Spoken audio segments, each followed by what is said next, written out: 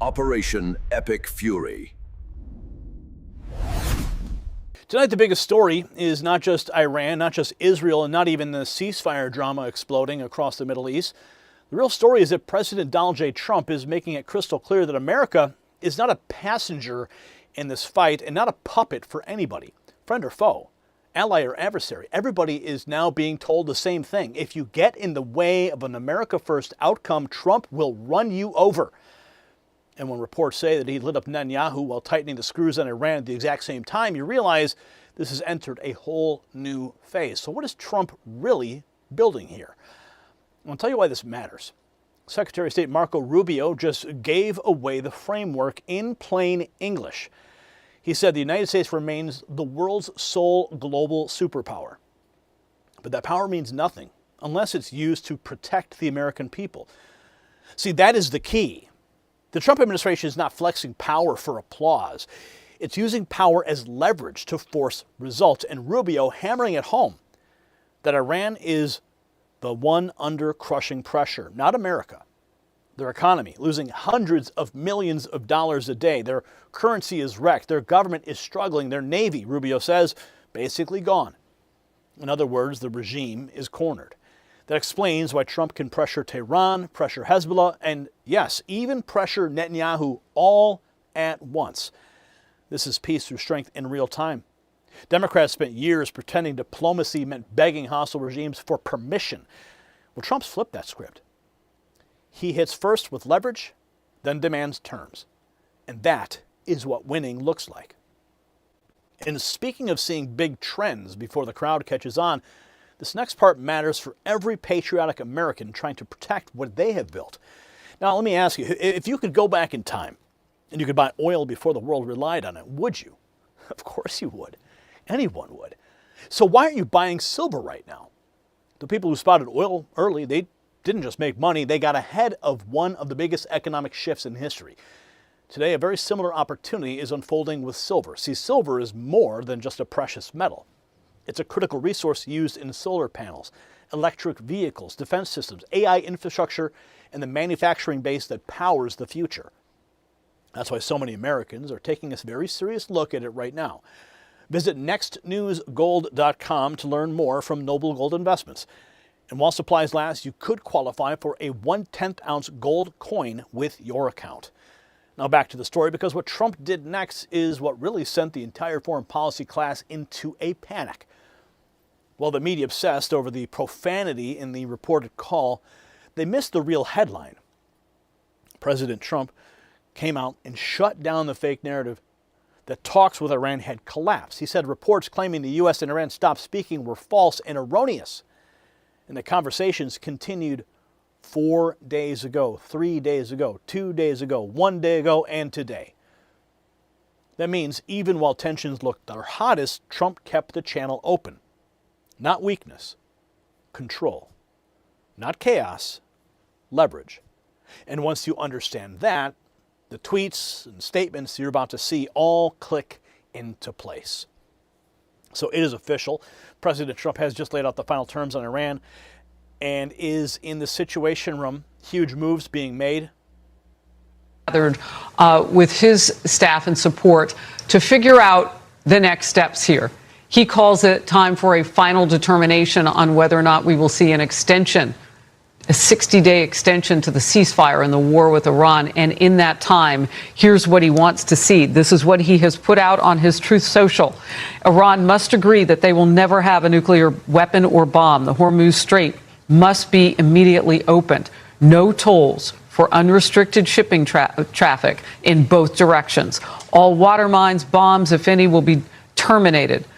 And then he goes on to say, ships caught in the strait due to our amazing and unprecedented naval blockade, which will now be lifted, may start the process of heading home. We are awaiting word from the president right now about what happens next. And so those are Trump's terms laid out in black and white from the Situation Room. Now we get the next piece. Reports he leaned hard on Netanyahu and got both Israel and Hezbollah to back off. President Trump sees the light at the end of the tunnel. Major Iran peace deal could be done this week after he strong-armed Netanyahu and forced Hezbollah to stand down. Trump is delivering results again, working towards a broader deal with Iran that could be closed as soon as this week, telling reporters he still needs a few more points, but momentum is building. He had a heated call with Netanyahu, got tough, and de-escalated the conflict with Hezbollah and told Bibi to turn his troops around and not launch a major raid into Beirut, and Bibi listened. Through back-channel talks, both Israel and Hezbollah agreed to stop shooting at each other. Trump posted, "I had a conversation with Bibi Netanyahu today asking him not to go into a major raid. He turned his troops around. Thank you, Bibi." So we have this. So this coming after the president reportedly had a heated conversation with Israel Prime Minister Bibi Netanyahu. Trey Hinks is live in Tel Aviv with the details for us. Trey. Yeah, hey guys, good morning. President Trump indicated that a broader deal with Iran could be closed as early as this week, telling a reporter yesterday, quote, "I think you're talking about over the next week. I still have to get a few more points." As the president works towards a deal with Iran, he was able to de-escalate the ongoing conflict between Israel and Hezbollah, getting on the phone with both sides. The president said on Truth Social, "I had a conversation with Bibi Netanyahu today asking him not to go into a major raid of Beirut, Lebanon. He turned his troops around. Thank you, Bibi. I also had a conversation with representatives of the leaders of Hezbollah, and they agreed to stop shooting at Israel and its soldiers. Likewise, Israel agreed to stop shooting at them. Let's see how long that lasts. Hopefully it will be for eternity." Axios reports the call between Trump and Netanyahu was tense, saying in a piece posted yesterday, quote, summarizing Trump's remarks to Netanyahu, the U.S. official said, "You're effing crazy. You'd be in prison if it weren't for me. I'm saving your A. Everybody hates you now. Everybody hates Israel because of this." A second source briefed on the call said Trump was pissed and at one point yelled at Netanyahu, "What the F are you doing?" At this moment, Israeli troops remain in southern Lebanon, and overnight there were a few sirens in northern Israel from Hezbollah rocket and drone attacks, as well as a small number of Israeli strikes in Lebanon. The Iranians are watching closely the unfolding exchange of fire and words, with Iran's foreign ministry spokesperson saying this. An obvious reason for the escalation and the atrocities by the Zionist regime over recent days in Lebanon is to destroy even the slightest possibility for the ongoing diplomatic process to lead to improvements in the situation. And again, the U.S. is responsible for this. We can't consider the U.S. and the Zionist regime as two separate agents. So Trump didn't just set conditions for Iran. He stepped in and slammed the brakes on a wider war. And next, it gets even more blunt with details of the heated call. Fox News posting this morning, as you heard in that last report. This is the readout. "You're effing crazy," is what President Trump reportedly said. "You'd be in prison if it weren't for me. I'm saving your ass. Everybody hates you now. Everybody hates Israel because of this." That's what a U.S. official told Axios. President Trump unloaded on Israeli Prime Minister Benjamin Netanyahu during a heated phone call over Israel's military actions in Lebanon. Trump was reportedly furious that Israel's moves risk blowing up diplomatic efforts in the region. At one point, he's also asking Netanyahu, "What the F are you doing?" So President Trump reining in Netanyahu, acting like a cowboy outside of the America First priorities. But the phone call makes one thing clear: Trump was not about to let Israel blow up the negotiations. Next, Marco Rubio shuts down Cory Booker and explains why Iran is the side that's under real pressure. This was today in the committee. Now we're begging to get back into a deal that you all trashed in the first place. There's no one begging. I don't Clearly, know. this is a Senator shame. Senator Booker, your time's up. But Senator Rubio, since he's I do gone want to over, address you some can of these points respond. because they go to the heart of the matter. No one's begging for anything here. The Iranians might be begging because their economy's losing hundreds of millions of dollars a day. That they are losing. Understand, Iran had street protests going on before all of this started. All of those factors, economic factors in Iran, are far worse today than they were 6 months ago when those protests were happening. They have hyperinflation. Their currency's completely devalued. They're struggling to make payroll for their government workers. Iran is in a very serious situation. And if it was up to the political class there, and I understand everybody there is sort of radical in some way, but if it was up to the people that actually go to elections and wear the suits and you see on TV, they'd probably make a deal tomorrow. The issue they're facing is that the supreme leader and the IRGC Corps are a little bit more immune from those pressures until they can be convinced otherwise. And I think that's the direction that they're moving in, because the reality, I don't know where you're getting this perception that Iran is stronger. Iran has no navy left. They've lost a substantial percentage of their defense industrial base. That Iran has lost a substantial percentage of their missile launchers. And their economy is far worse today, and I mean far worse today, than it was 6 to 9 months ago. And they are looking at hundreds of billions of dollars of reconstruction costs just to get to where they were 6 months ago. Mr. Rubio, you keep telling.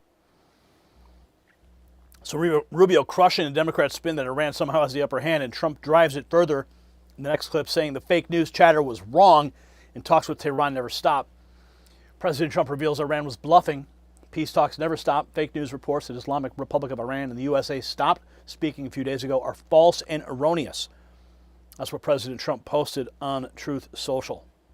So getting some new comments from President Trump right now on Iran. He's at the White House. Just had a call with Israeli Prime Minister Benjamin Netanyahu. The president posting this moments ago, quote, I had a very productive call with Prime Minister Bibi Netanyahu of Israel, and there will be no troops going to Beirut, and any troops that are on their way have already been turned back. Likewise, through highly placed representatives, I had a very good call with Hezbollah, and they agreed that all shooting will stop, that Israel will not attack them, and they will not attack. Okay, big news there. Let's get out to Chief National Security Correspondent Jennifer Griffin is following it all for us, reporting live from Washington. Hi, Jen.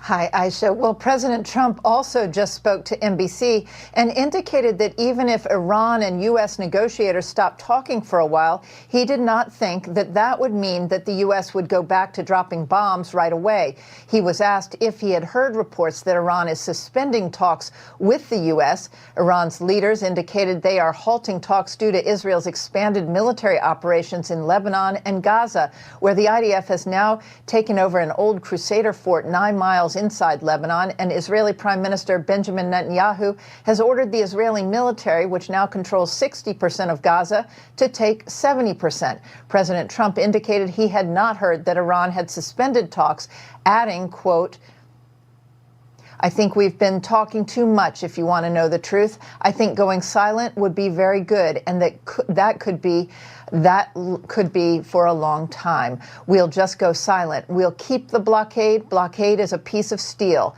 Can he wait them out? I think I can wait as long as they want. They're losing a fortune. Earlier today, U.S. Central Command says it targeted radar and command and control sites on 2 islands controlled by Iran. So President Trump slamming the fake news reports that the Islamic Republic of Iran and the USA stopped speaking. The conversation between us had been going on continuously, including 4 days, 3 days, 2 days, and even a day ago today. Where they lead, one never knows, but as I told Iran, it's time one way or another for you to make a deal. You've been doing this for 47 years, and it cannot be allowed to go on any longer. So while the media is pushing the line diplomacy was dead, Trump says contact never ended. This is the actual post that President Trump had made, blasting the fake news. But the message is very simple. Iran can bluff, but it can't hide from the pressure. Rubio closes this out by spelling out the America First principle behind all of it. The U.S. power is supposed to protect our people, period. This from the Department of State today. That said, we remain the world's sole global superpower, the most powerful country on earth. We have the largest economy. We have the most formidable and powerful military ever known to man, by the way. Our dollar remains the reserve currency of the world. Our language is used extensively throughout the world to transact all sorts of business and many of our engagements. But all of this means very little if that power is not used to protect the people who built it, the people who it is meant to protect. So what does it all really mean? It means President Trump is positioning the United States above both sides as the final decision maker, the one power everybody has to deal with.